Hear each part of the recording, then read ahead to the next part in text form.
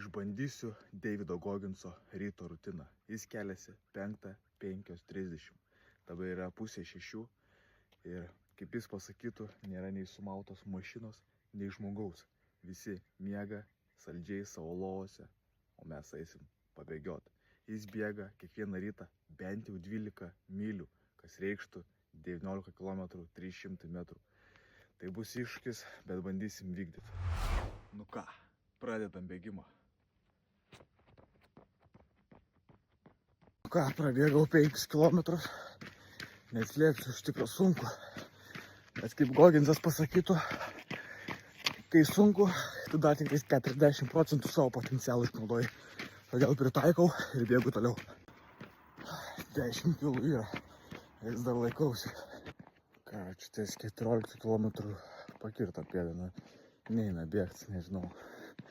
Bet gal kažkaip einu, gal atkačelins ir bandysiu toliau bėgti, nes taip durnai. Bet kokiu atveju vis tiek turiu grįžti, nes gal bėgau tiesiąją. Čia dabar tokį nemažą atstumą ir dabar, kad pareičiau, vis tiek gausis 19 kg. Bėgam toliau dėl Gogginso.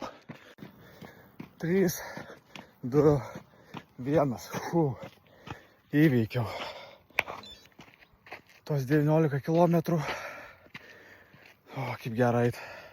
Iš tikro, tikrai buvo sunku, kaip pagalvojus, jeigu Gogginsas kiekvieną rytą po tiek bėga ir čia mažiausiai po tiek bėga, tai jis antžmogis. Bet aišku, viskas įmanoma. Treniruotis pastoviai. Ką suvartau iš to bėgimo, kad reikia daugiau padirbėti ties kojom, nes baisiai kersta pėdas. Čia dėjau, kad kažkaip greit atsigavo, gal 200-300 metrų paėjau ir atsigavo pėdą. Tai su pačia ištverme tai viskas ok. Ir ką, toliau Gogginsas eina pavalgyti lengvus pusryčius ir toliau seka apie valandą laiko jėgos treniruotę su svoriais. Žvėris jisai. Tad jeigu nori dar pamatyti kokių iššūkių, kad įvykdyčiau, tai parašyk komentaruose kokią temą ar kokį žmogų, apie ką ir pabandysiu įvykdyti.